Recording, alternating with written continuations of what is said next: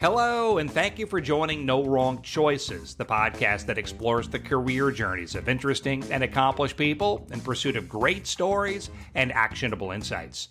I'm Larry Samuels, soon to be joined by my co-hosts Tushar Saxena and Larry Shea. But before we kick off, I have a very important request to make. Please support the work we're doing by following No Wrong Choices on your favorite podcast platform, such as Apple, Spotify, and YouTube, and by giving us a good review. We also ask that you connect with us on LinkedIn, Facebook, Instagram, Threads, and X, and by visiting our website at nowrongchoices.com, where you can learn more about us and the show while signing up to become a member of our community. Your support enables us to bring these great stories to light. Now let's get started. This episode features the founders of the global lifestyle brand Skura Style, Linda Sawyer and Alison Matz. This is a unique and inspiring story of two childhood friends who walked away from big jobs in media and advertising to bring us the perfect sponge. Larry Shea is my partner in crime on this one. Please set this up for us. Sure. This may sound like it's about a sponge, but it's about more than that. Let's be real. I think what makes this story truly remarkable is the relationship of these two women and their lifelong friendship. And it really presents a lot of questions of, could you work with your best friend? Like, could you start a business? Could you have these intense, I'm sure sometimes conversations about business and do this together, build it together?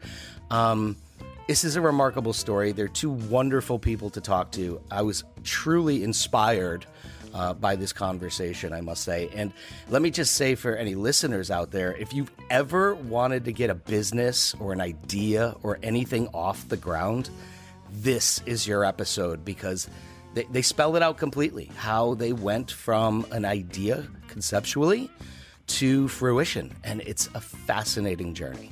Now, you guys did this interview with these two ladies.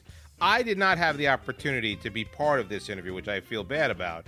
But I'll tell you what, I'm kind of like you, Shay, is that I've had friends who I've known for 30, 35, 40 years.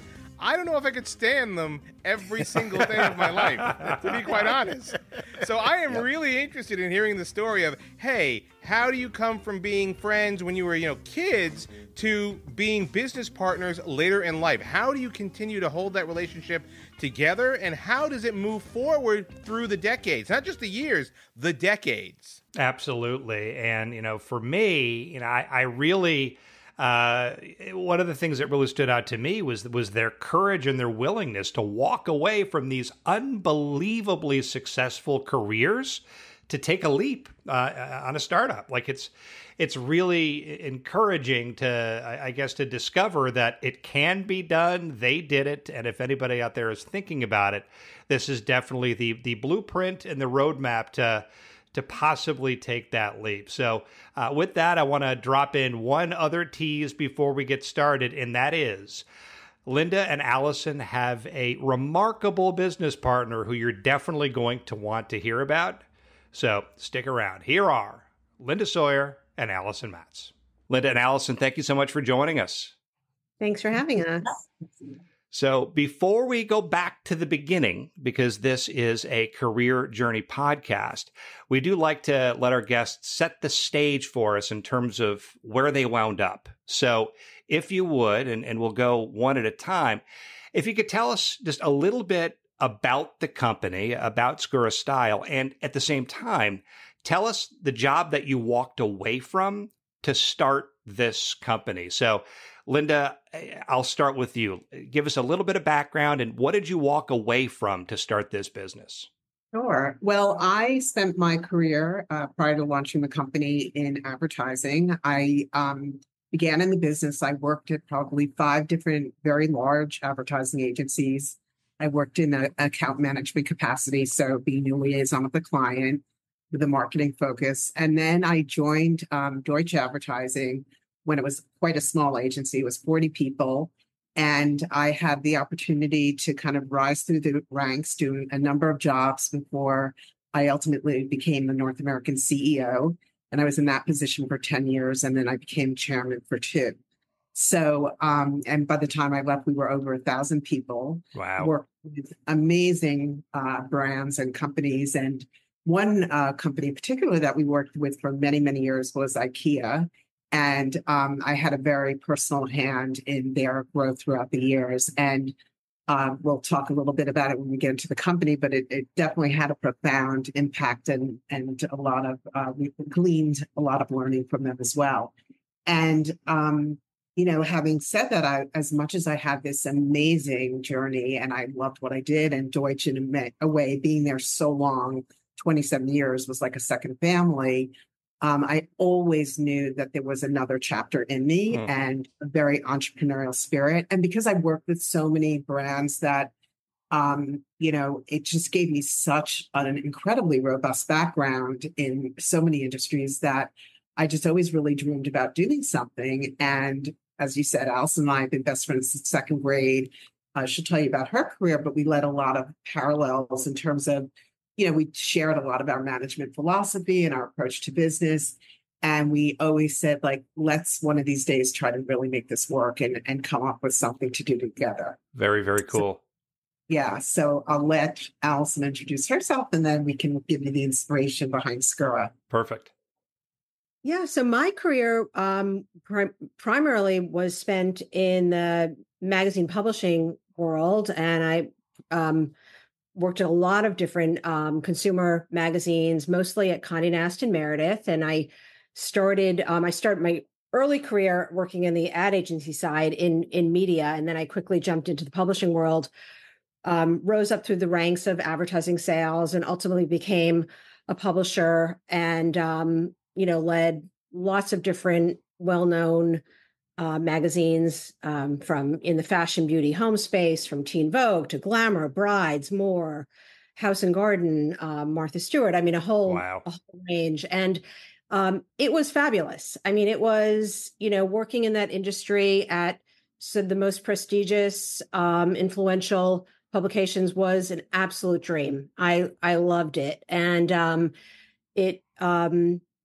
it was fun. It was social. It was, challenging. It was sort of part of a childhood dream for me. And then, before starting this company with Linda, I had a few mini career reinventions. I left the publishing world, actually went back to the ad agency side and led sales and biz dev team for a media agency immediately before starting Skura. So it was a little full circle for me, but had also, started to get this entrepreneurial itch, almost 20 years ago. And part of it was, interfacing with so many brands, seeing so many, sort of the emergence of disruptor brands coming into the scene, and sort of listening to those stories, reading the books, and kind of, it was very exciting. And I was like, wow, that seems really cool. And Linda and I would start to talk about, what could we do? And I think that entrepreneurial itch for me also stemmed from, I have this sort of constant curiosity. If I'm not learning something new every day, I'm not happy, right? Kind of philosophy. And I knew the only way to keep that satisfied, really, when you're at the pinnacle of your career, being a magazine publisher at a leading publication, it's like, okay, you're kind of at the top, and the learning wasn't there as much. So it's like, okay, I got to do something else. Interesting. And so it sort of started that thought process in my head of like, I what's next? For sure. And, it's funny as you say that, I think about the wiring of a person who can get to that point. And the wiring of somebody like that wants to keep going, wants to keep getting challenged, and wants to keep learning. And complacency is not a thing. So it makes all the sense in the world. Yeah, and I love that. It's going to set us up for this conversation so nicely. I have the fun part, though. I get to put you guys in the time machine and start at the beginning. So I know the story, but everybody else needs to hear it. Let's bring you back to your 7-year-old selves. Yep. And who won that spelling bee? Come on, let's talk about it. I did.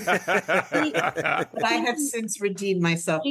She stole my crown several times, but Pulley is Pulley. Oh, there you go. There you go. I knew that you would remember the word.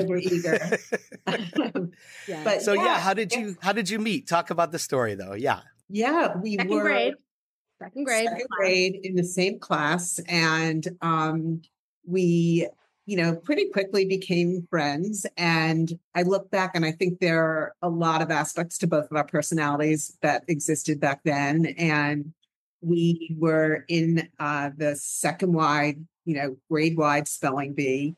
And naturally, it came down to the two of us. And I just completely, choked on the word pulley. And Alison did win the big book, Little Women, which I was surprised. A copy of Little Women. I have one on my coffee table here that she's given me. That's great. If not to rub it in or to be nice, I can't decide which it is. And but a little of both. It's kind of cool because we definitely were very competitive, with ourselves, actually, first and foremost. And it's just such a charming story. And it's certainly where it ended up, rising to. And as you can imagine, people from our yesteryear, whether it's from high school and growing up, are just marvel to see the two of us doing what we're doing together. And that we came from some humble spelling bee beginnings. That's great. Yeah.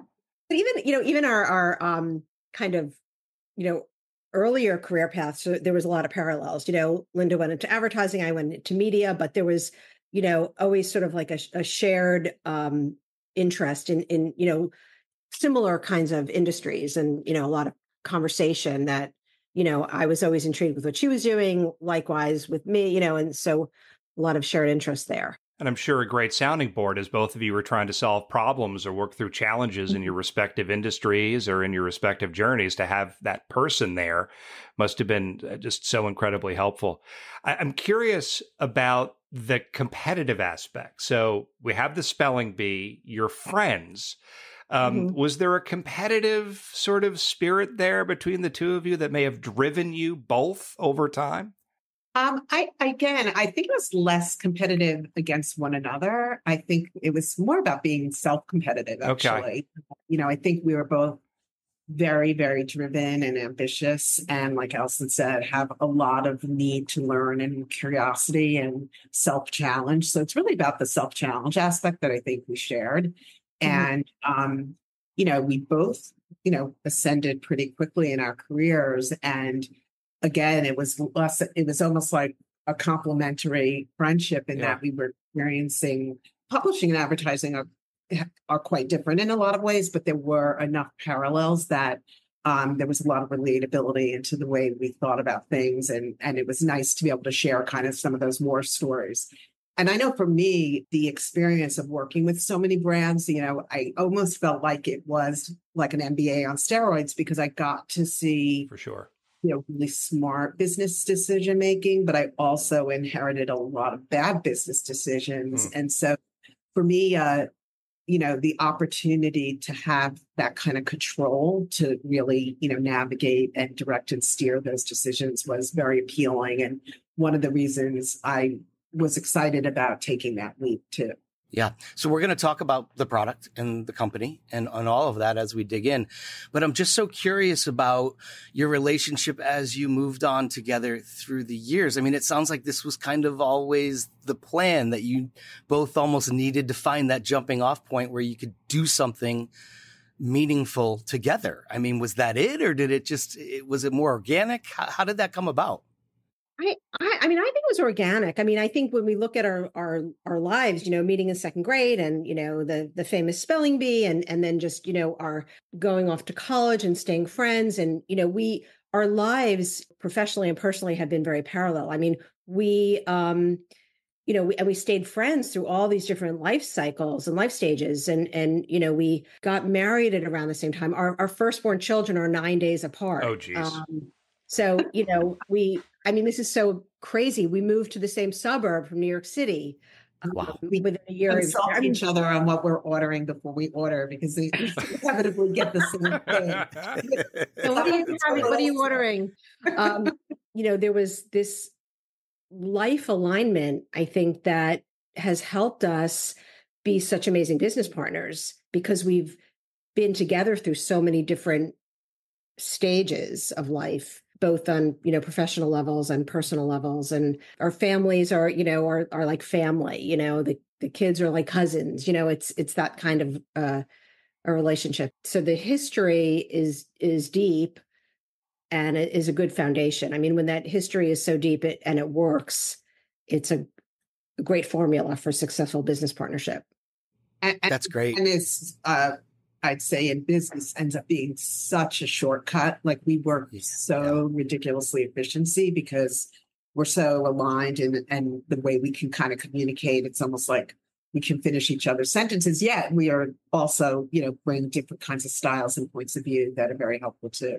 Yeah, you guys are painting a very rosy picture of a partnership. I'm just thinking of my best friend, and I'm like, would I want to start a business with my best friend? I mean, is there a trepidation? Was there a trepidation at all, or it just all aligned? We had practice.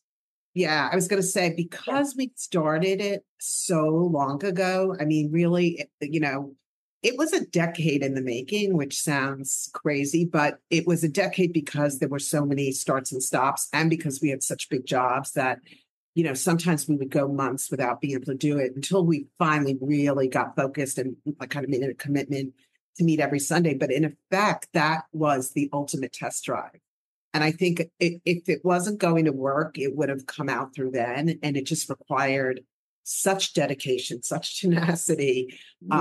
And we really got to see the way we could work in action, not just kind of like philosophically or hypothetically. It was really in the trenches, writing business plans, going to manufacturers, it's the whole bit. So we really worked for 10 years before we cemented this. That's so interesting. And you had huge jobs at the same time and families. I don't know how you found the way to do that. Well, and that's really where the test driving, the practice was. Like if we were, if Linda and I were going to get together, spending precious hours on a weekend when we had, children, younger children, and the fact that we wanted to be working together as we were moonlighting initially on this was, truly a test that it was going to work. So it was an every Sunday thing, did I hear you say? Is that how it would come about? Like Sundays you'd get together and sacrifice that family time? time? Branded it, Skura Sundays, actually.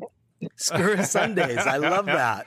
That's fantastic. So it was a 1 day a week process for how long before you cut the cord and jumped in full steam? Stops and starts for almost 10 years. I mean, it started off as, like, let's work on something together and the brainstorming of what that was. And then the idea, which we'll talk about, I'm sure. And then, writing a business plan, conceiving of a product, finding, someone to help us design it. Then, we can't figure out how to get it made. Oh, right. A lot of it was, conceptual work. Yeah. And then stops and starts because life would get in the way, so there were, we would go 6 months sometimes without, we're like, oh my God, this is crazy. And then we would abort. And then we would go like, wait a minute, we've got to go back to that. It's too good of an idea. Yeah. I mean, I've heard a lot of entrepreneurs say the same question, like, why hasn't anyone done this before? And we hit some walls that were like, now we know why no one's done this before, because there were some significant manufacturing challenges.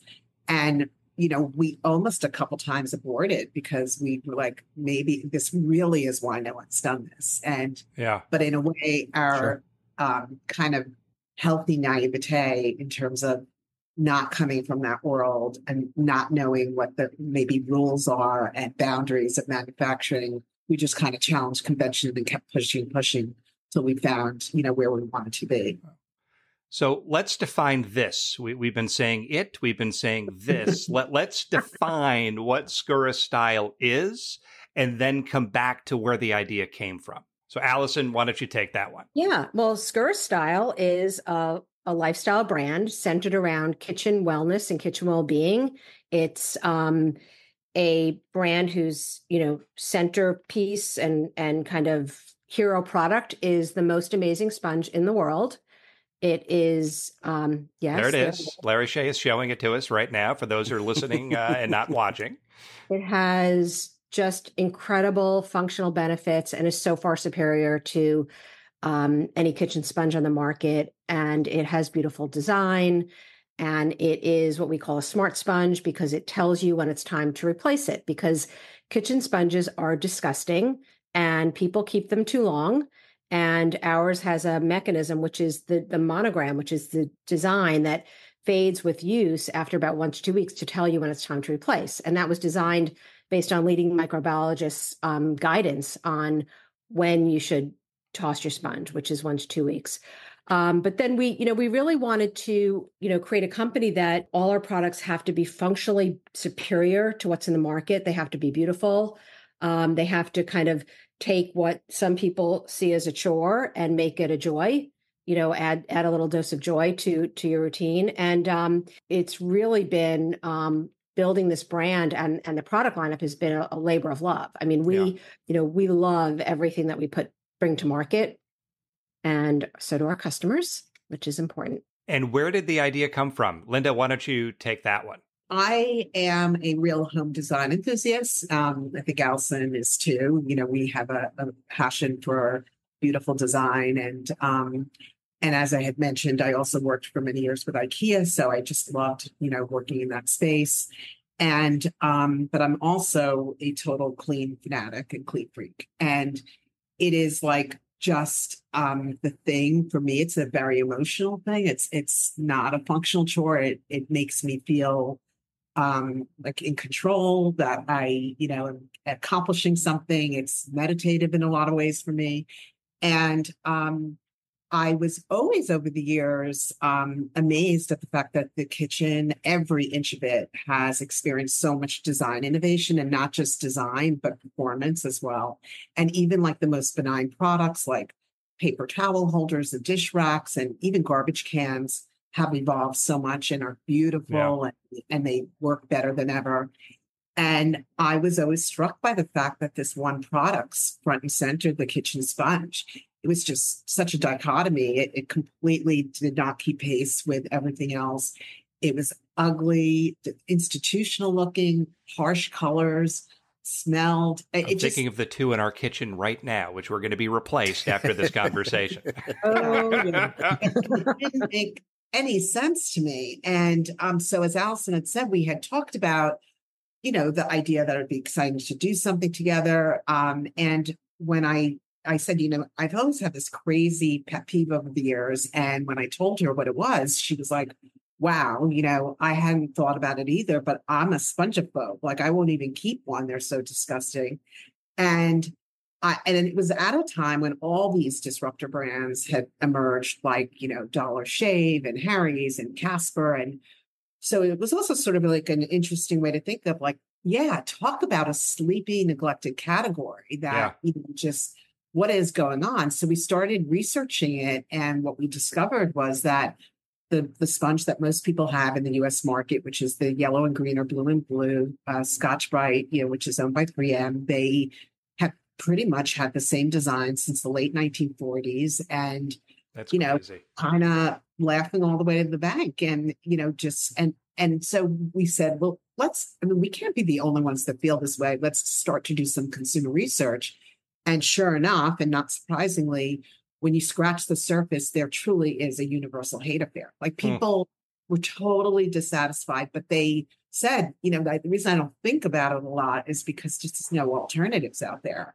So we said there is something clearly here. And that's when we really went into full gear and kind of went on a mission to create a sponge you could actually love. And we thought, why not have the vision to elevate this whole thing, not just functionally better, but make it a beautiful experience. It's something everyone does every day, multiple times a day. And that there was an opportunity to kind of create joy and improve an everyday experience. Yeah, it is improved too. I've been using it for like 3 or 4 days. It's better. Let's just be real. Are there patented elements? You called it a smart sponge. So I know that it fades and that tells you, hey, it's time to replace this. I believe it's made of polyurethane. Is that correct? So is there patented elements? Did you have to get things patented, lawyers involved, and all of that aspect? No, there's no patents. The materials that we use, we were not the first people to ever use them, but there's not really much in the market today in our combination materials. Our fade to change technology is proprietary and is really a key benefit to to the product that makes it unique. And then there's the design. I mean, I think one of the things that we encountered when we started talking to manufacturers is like, well, why would you go to the length to make it gray when all of our stock is in blue or, green, and that's going to cost more? And, like we were so meticulous about the coding colors and, and how the fade to change technology would work. And like, you're making this product more expensive, and we're like, doesn't matter. It's going to be better and it's going to look better. So, it's, interesting. I think that most, very few consumer product goods have patents. There's not a lot of, unique inventions, if you will. Yeah. In everyday items. And I think it's more about the, clever combination of how you package materials together and how you, all the unique features that, make this, special and unmistakable and uniquely Skura. Talk to us a little bit about the product development process, meaning you have an idea, you now want to bring this to life. I mean, who do you call? Like, I have an idea for a sponge.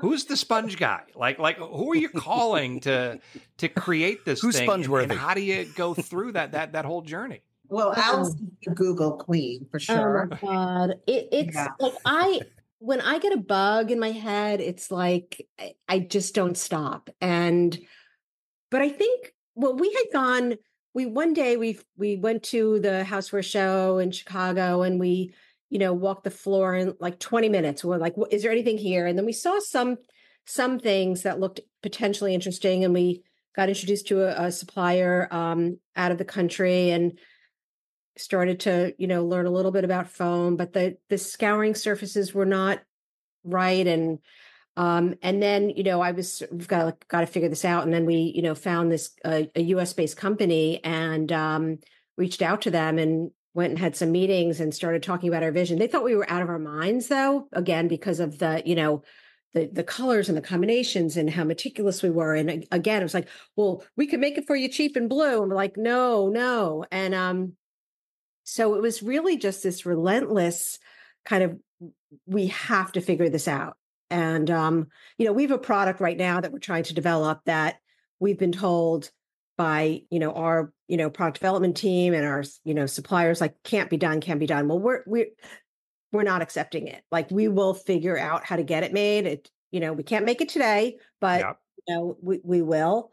And, so it was just kind of, and part of, Linda talked about it, it's like being naive of like, well, why can't it be done? Mm-hmm. I don't believe it can't be done. And maybe that helped. Absolutely. Without question. Kind of what you don't know worked in this situation. Absolutely. Were there previous incarnations, or you always just had the one path? Like, how does the production aspect work in terms of, I don't know, make 100 and let's see what they look like? Or how does that happen? Yeah. Well, our designer, actually, we were introduced to him through one of my contacts at IKEA, and he was a former big designer for IKEA. He is Swedish. And so we were very fortunate that we met him and engaged him. And we love like kind of the Scandinavian sensibility of design, clean and fresh and modern, and very happy. And in a lot of ways, he has served as our muse. In fact, Skura is a Swedish word, which means scour and scrub. So all full circle. And so he was really instrumental because he's really, an industrial engineer. So he was really able to be very involved in the manufacturing aspect. But we had started with sponges that were completely different shapes and learned through the process. Like that would have been completely, just cost prohibitive in terms of molds and things like that. So it was, a journey of learning along the way. And so we went through a lot of design iterations, but once it became clear also what the parameters were for manufacturing, I mean, the printing aspect of coming up with that fade to change technology was really fascinating. And that took a really long time. And again, the companies that, from like the Hewlett Packards that we were on the phone hours understanding like different ink resolutions and how that works and testing, and me coming up with disgusting combinations you can imagine. There was a lot of in-home testing. I mean, I never thought about that. You've got to test it. Oh my God, I once walked in an elevator with this concoction at some like a photography studio because we wanted to, and people are staring at me like, what a freak. What did she have? What happens if you mix coarse salt, hot sauce, vinegar? Nice. I think it would hurt. Yeah, you guys are putting it through the paces. I've also heard of people sticking a sponge in a microwave, right, to get rid of the bacteria and things like that. I mean, it's a brilliant idea. It really is. Where's it made? Where's the company that makes the actual sponge? Yeah, so they're made domestically in the United States. We do, not all of our products are sourced domestically. Certain, manufacturing factories simply do not exist here. That's the reality. But when we can manufacture domestically, we do. And so our hero product is made here in the States. So take us to the moment when, because you talked about 10 years and Sundays and moats and everything else trying to figure out your marketplace. When was the day where you're like, okay, we've got it. Let's go. Like, do you remember that moment, and can you describe it to us? And then what happened? Linda, do you want to take that one? Sure. Well, what was amazing is that, first of all, the whole process was very much lensed through our background, which is marketing and branding and understanding that. And it's a really fascinating way to approach developing products, because a lot of entrepreneurs, are more familiar with the manufacturing end. That's what they start with. And then like, oh, I better figure out what my brand is after. So in a way, that was like kind of the touch point that we lensed everything through, which made every aspect of our development so thoughtful and strategic. And so we had a plan that was so thorough down to like, our positioning and the competition and our pricing and even add like objects to bring to like what this like brand would be. And we would like pat ourselves on the back when we were leaving a Skura Sunday and go, oh shit, we don't have the product. Because that was the hardest thing to figure out. And so when we finally really had the confidence, which was, as I said, a lot of testing, we were very fortunate that our manufacturer hung in with us, because Alison told you they thought we were nuts. And then that we got down the fate to change technology and tested colors and everything. And we had real prototypes. We're ready to like try to go raise money and get this thing off the ground. And it was really exciting because it was just so tight and comprehensive, but it was a decade's worth of work. Wow. Yeah. So there was no 2 weeks notice at that point. You're basically still like holding on and roles and responsibilities are set, but you have to raise capital. Is that how the next step happened? Yeah. Because we wanted to do it right. I mean, we felt like if we're going to launch this thing, and because, technically certain aspects aren't proprietary, and not that, it's pretty challenging to aggregate the materials in the way we've done it for anyone to copy it. But we wanted to like make a big, bold statement and be the true like first to market advantage. So how long did that take place before you're like, okay, cutting the cord, here we go? Fundraising probably took like 3 to 5 months. Yeah. Okay. Once we knew we could get this product made and we were very confident, that's when we decided to kind of plan the leap. Okay. And Linda, initially announced that she was going to be stepping down from her position at Deutsch. And it was, news in the advertising world, big news. And some of her, former colleagues and competitors, and she teased that she was, starting a venture. And, Linda was and is, highly regarded and respected. And, some of her competitors, said, what are you doing? Whatever it is, I want in, literally. Yeah. And that kind of kickstarted our fundraising, because a lot of our early stage investors came from that world. And in fact, there was one investor who Linda had to literally say, please let me fly down to Florida and show you what we're doing. Don't just send me money. I mean, literally, it was just, that betting that much on the person and the idea. But, once we got some initial pledges, it sort of, then we expanded our circles and we decided we wanted to get some women investors. And we tapped our networks further. But it was, our fundraising efforts were really through our professional networks. And a lot of it was because people were seeing it through the same lens as we did, which is the brand possibilities and, a belief in us as well. So take us to day one. Tell us about the first product to legitimately sell, not a friend, not a cousin, not an aunt or an uncle, like the first one that sold. Describe that moment and where did it happen? Tell us about that inception point. Well, it's hard to say the exact one because it was, we launched, it was like the website went live and it was like, boom, and then the ad started to run and we did a press release and, orders started to come in and we were watching it and it was like, like ka-ching, ka-ching. It was very exciting. It's got to be so much fun. Hear the computers beep, beep.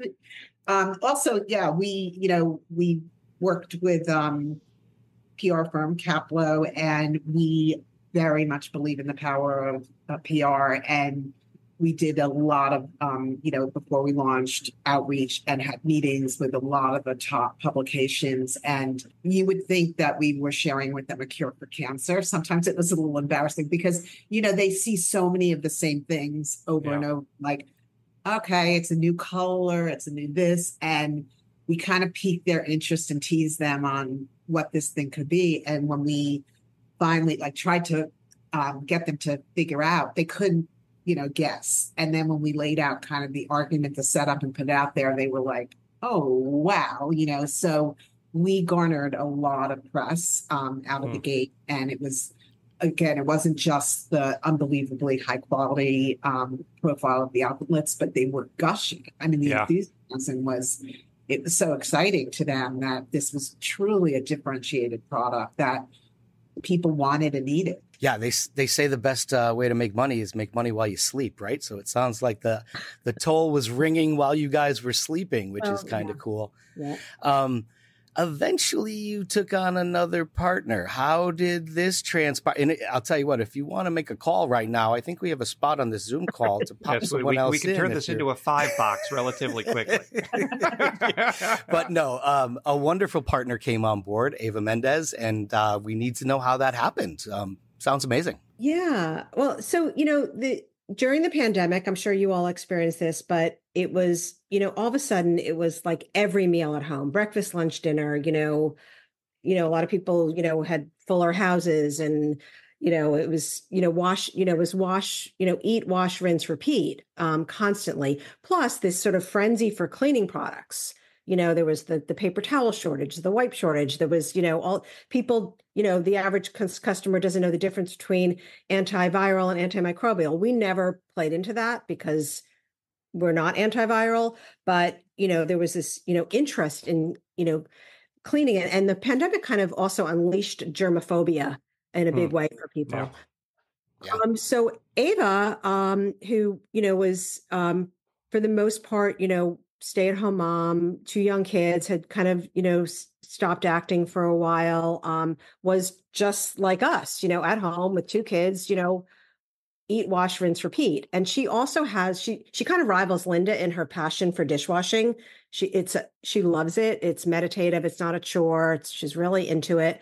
And she was, trying every kind of product in the market and discovered our product and fell in love. And then, looked into it, saw our backstory that we're 2 women. She's a real supporter of women and women's businesses. And there was outreach and we were put in touch and we met over Zoom because it was, pretty that time, still deep in the pandemic. And it was like we met our lost long, soulmate. It was like we spoke the same language of sponge. Have you been listening to our conversation? The way that she was talking about our product in the way that we believe only we talk about it. We're like, what the hell? It was really crazy. That's great. And a few times she was like apologizing. She was like, no, this may sound crazy, and we're like, this is how we're the same crazy. That's fantastic. Yeah. And so, it was sort of this really fun, we had a couple conversations and we started to talk about, and of course we had been watching as we were students of like the early, disruptor brands. Now we're, studying like all these celebrity brands, but it's like, another tequila, another hair care, another, skincare. But we we always like wonder, like, would it be, wonder what if there was a celebrity involved. And then Eva emerged, and we're like, the authenticity was, passion was so there, and her desire to get involved, and so we started talking about, what it would look like if she, joined the company as a co-owner. And here we are, and it's been terrific. She is, a wonderful business partner, and she has really great business instincts. She's very creative, and she has a beautiful design aesthetic. And so she's been quite hands-on, as we've also, the goal was always to evolve and be an omni-channel brand, and starting, as a DTC native, and, expanding that. She has been very also involved in all of our discussions with retailers. And so she plays a very hands-on role. Yeah, I took the quiz that was on your website. Apparently, I love to scrub. I don't know what that means. I got the same answer. You love to scrub? Apparently I do too. But it's funny because I was on your website. I'm watching like videos of her talking about waking up to a clean house when she was younger. She just made me want to clean my house. It was amazing. I'm like, this is pretty inspirational stuff. So in that way, I guess it was a no-brainer. I mean, wonderful face for the franchise, and she was just she spoke your language, like you guys said, right? I mean, that was kind of all that was to it. Yeah. I mean, authenticity. It's like, it's when she speaks about it, it's actually contagious. It's so. It is. It's like they're her babies now. And, so, we weren't just looking for a face for the brand. It only made sense if it was someone that could, truly bring something to the table. And she does every day. But also the other thing, that was that's been fun for us is that Eva, sort of unexpected. I mean, if you think about it, here's a woman who could put her face on anything really. And what sponge brand would have the nerve to have someone, her. As glamorous, it's like, it's sort of, in some ways it's like so unexpected, and, but it's like, our sponge is, beautiful enough and sexy enough for, Eva Mendes to put her face on it, and it's, it's that much more authentic, because it's not, it's real. It's life. It's part of our day to day. I mean, it's so genuine and authentic. Yeah. I'm curious about, and I don't know what metric to use, but you started on Sundays, you had your idea, the product launched, fast forward, X number of years. In terms of scale, like, how big have you guys, or ladies, I keep doing that. How big have you ladies become? How big is your staff? Like how big of a company is this? One of the things that I think has been a good strategy for us is we stay super nimble, because, in a startup to early stage company, young company, you're, it's like dog years, and your needs change all the time. So we, we stay pretty lean on full-time staffing, because what we need today is different than we're going to need in 6 months. But we're at about 20 people right now, plus, additional kind of, part-time and contract and agencies and support. How big we want to be, it's, we think this has the potential to become the dominant player. I mean, because it's just so much better. Yeah. Looking out there. I mean, we're ready to take on, Big Sponge for sure. For sure. I love the stories of scaling. It's been a part of my background. A part of my career has been scaling businesses. So I just love hearing those stories. Yeah. You're really giving us a masterclass of how you take an idea and build a company slowly. It took some time, of course, because you had other commitments, family, other work. But you're really giving us a good pathway as to how anybody could take any idea and kind of bring it to fruition on a different level. And, I'm just wondering, along the way, there had to be great decisions and awful decisions. I don't know which one stands out in your mind more, but can you think back to some of those? Oh, that's the worst decision we ever made. I'm glad we recovered from that. Or if one strikes you better as like, that's the best decision we ever made. I'm really putting you on the spot. I know. No, I mean, I think that, first of all, the thing is that you can have all the best plans in the world, and 90% of them aren't going to come through and happen the way you'd like to think they would. And so you're sort of often thrown curveballs. We are every day. And I think one thing we're particularly good at is managing those to say, well, maybe this curveball actually represents an opportunity to think about this in a different way that we otherwise wouldn't have. And so, we once faced a situation with our warehouse and fulfillment center, which is like the backbone of our operation. It's so critical where based on, they were great people, but based on some things that happened, they went into bankruptcy, but it happened really fast. And we basically had less than a week to not only find someone and identify someone great that we could, pick up in a very strong way, the way they had performed, but we were in danger of our products being locked up in there. Wow. So, talk about a scramble, and ultimately it led, it's probably a change we wouldn't have made, but we made it, and it ended up putting us a path to a better place. So sometimes you're forced to make these very difficult decisions, and they're really not ideal in the way they play out. So no wrong choices, right? Yes, right. No wrong choices. That's the theme. Exactly. And there have been a number of things like that. There have been certain hires we've made that, we were, just unfortunately didn't anticipate that they wouldn't work out in the way that they did. So naturally, there have been a lot of stumbling blocks. But again, I think because Alison and I think because we're so decisive and we're very analytical that we just kind of deal with it head on and don't get thrown by it, and know that there will always be a solution to every problem.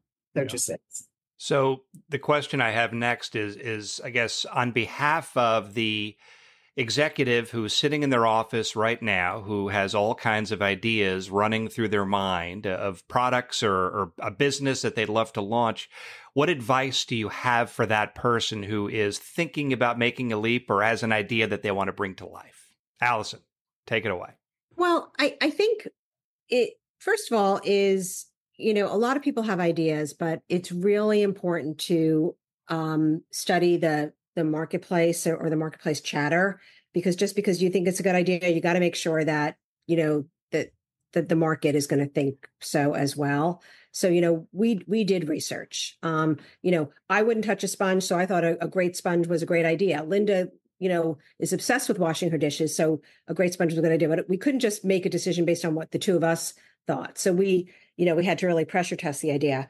But I think it's beyond that. I think it's a lot of self-searching of it's hard to do this, really, really hard. And there's a lot of risk. There's a lot, you give up a lot.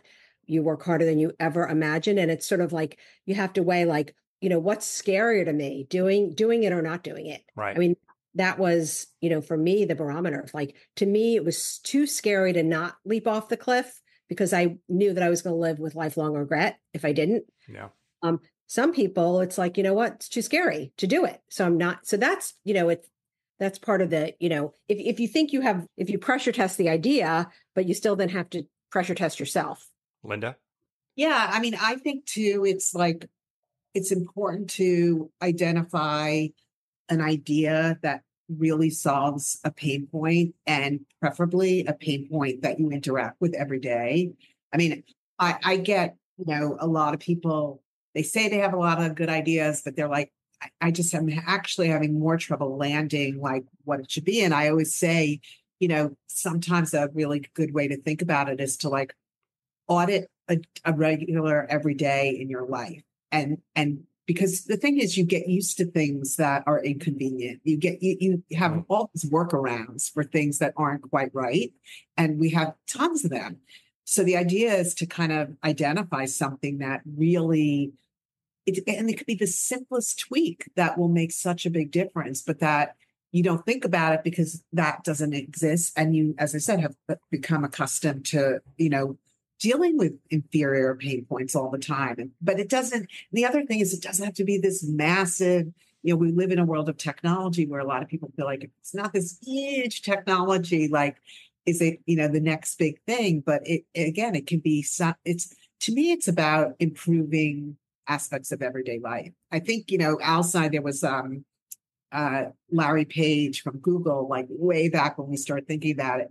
He was like, does it pass the toothbrush test? Is it something that you will use multiple times a day and actually make you or your life better? And, we were like, yeah, this sponge is going to pass the toothbrush test. I love that. Because you both talked about such important things, but different things. You identifying a pressure point in the industry and fixing it, and your courageousness of actually taking that leap. And what are you going to regret more, that you started it or that you didn't finish it? Yeah. And I think those are all great points for anyone out there with an idea. So again, the fun part, a little bit different, but let's go back in the time machine. What would you tell your 7-year-old selves if you could go back in time? Wow.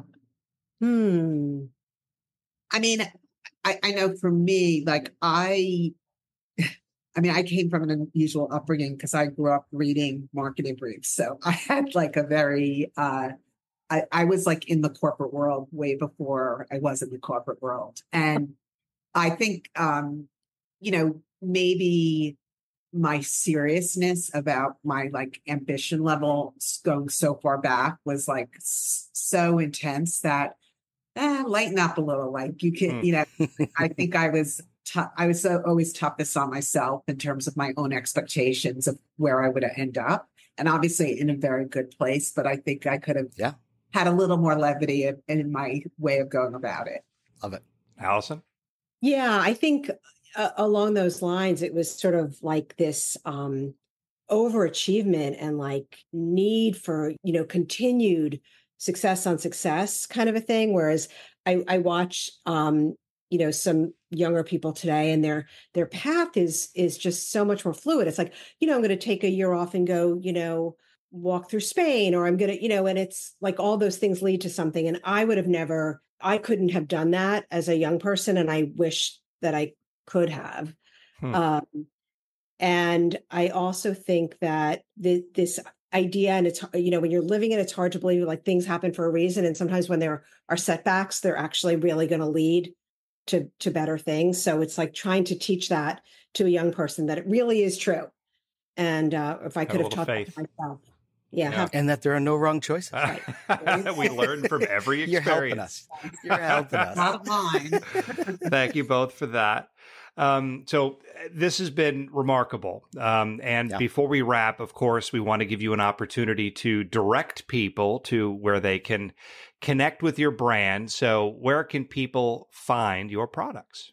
Lots of places. Yeah. So Skura Style, it's SKURASTYLE.com is our website. And you can buy the full line of our classic products there. You can also buy our classic products on Amazon, on Walmart.com, at Sur La Table stores and at surlatable.com. And then we have a new collection that Eva designed that is currently some slightly different colorways and a beautiful tweak of our pattern. And that is available at select Target stores and Target.com. Well, both of you, Allison, Linda, do you want to say anything else? Oh, no. And it looked like you were about to engage. I was just going to say, and then in Q4, I expect some other big, exciting retailers. Yes. There'll be other big places to buy. Big places. Big places. Amazing. To buy. Amazing. Yeah. Congratulations to you both. I mean, this is just such a remarkable story. And, for us, part of the ways that we're going to be, telling the world about this is really ties back to the friendship and the fact that you had the opportunity to take this journey together, which is almost unheard of and just so incredibly special. So Allison, Linda. Inspiring. Yeah. Thank you so much for joining us. Thank you. It was really fun. Thank you. Thank you for having us. Thank you. Well, what a remarkable story. And if anybody out there is an entrepreneur who is dreaming of creating a startup, I hope that you got what you wanted out of that conversation, because I certainly did. Larry Shea, what are some of your key takeaways? Yeah, I mean, they gave you a full roadmap. I mean, use that because yeah, it is remarkable what they've been able to do. I mean, walking away from the careers that they had as well, and just having the courage to do something like this, I just think is remarkable. And you could kind of hear it in them too, right? Like they talked about, if you're not learning something every day, then you kind of grow stagnant, right? There was always a what's next mentality that came with them. But great advice all the way around. Obviously, researching the market you're going to do anything like this in. But find a pain point, solve a problem. The whole toothbrush example that they gave, like if you're not solving a problem, with this kind of a business, like what's the point, and they really are solving something that we take for granted every day. But the things I took the most is just the advice stuff that they gave, the self-searching, the idea that it's really hard to do something like this. And there's a lot of risk and sacrifice and hard work, and you have to be ready, willing, and able to do it. But what's scarier? Lifelong regret that you didn't take the leap, or taking the risk and possibly facing failure. I just think there's so much to learn from those ideas, but also having the faith that you could meet the challenge. There's real confidence in them when you hear them talk about their business model, and truly inspiring. And we really thank them for their time, because that was pretty cool to get from an idea to a concept to a product, and they just laid it out for you. Take advantage. We've had a lot of guests on this show thus far who've done very similar things, right? Of going from this notion of I want to start a career, or I want to start a business, and then moving forward with it. And that's kind of that overriding theme in all of them, which is I wanted to do something. I had a great job. I was very successful in my previous life, but I felt something was missing. So I wanted to move forward with another idea that I had not taken, I had not fully maybe thought out to begin with, but I wanted to move forward and take that challenge. I got to say this. I am impressed by the fact that, they met when they were essentially, in second grade at a spelling bee, and one beat the other. Yep. Yeah. The idea of still not being able to kind of curtailing your ego, knowing that one bested you back then, I still would hold a grudge, to be quite honest with you. That would still hold a grudge with me. All these years later, which is why I'm saying it's so impressive. It's so impressive that you're able to kind of, work with your best friend. I mean, obviously it's a notion of, hey, this is someone I've known for my entire life. You trust them. And there are very few people in our lives who we can say we trust completely. And this is like one of those instances where, you have to have someone in many cases who can, not bullshit you a lot of times. Like you've got to be able to have someone who's not a yes man. And this is one of those great teams like that. So, we hear about teams all the time, and they talk about teamwork. This is one of those instances where you do have these two women who make a great team to put forward a great product and a great company. I thought it was really, really inspiring in so many ways. Absolutely. And, one of the things that really struck me was sacrifice. They worked on it for 10 years, and think about what they went through on Sundays and Saturdays and product development, and the strain that it must have put on their families and everything else to create something like this. The sacrifice that you have to make to pull this off is enormous, and they both were willing to do that, which really struck a chord with me. I was so deeply impressed by them, by all of this. And another key aspect that sort of struck me was where ideas come from. They can be so organic. They're all over the place, and you kind of have to make yourself available to them. And if you find the right one, you can absolutely run and create something special and extraordinary, which they have absolutely done. So, Linda and Alison, thank you so much for joining us. And for anybody out there who wants to get their product, make sure to visit SkuraStyle.com. On behalf of Tushar Saxena, Larry Shea, and me, Larry Samuels, thank you for joining this episode of No Wrong Choices. Please be sure to follow us on your favorite podcast platform, such as Apple, Spotify, and YouTube, and to give us a great review if you enjoyed this and other stories. You can also connect with us on LinkedIn, Facebook, Instagram, Threads, and X, or visit our website at NoWrongChoices.com to sign up and become a part of our community. Thanks again for tuning in, and always remember, there are no wrong choices on the path to success, only opportunities, because we learn, from every experience.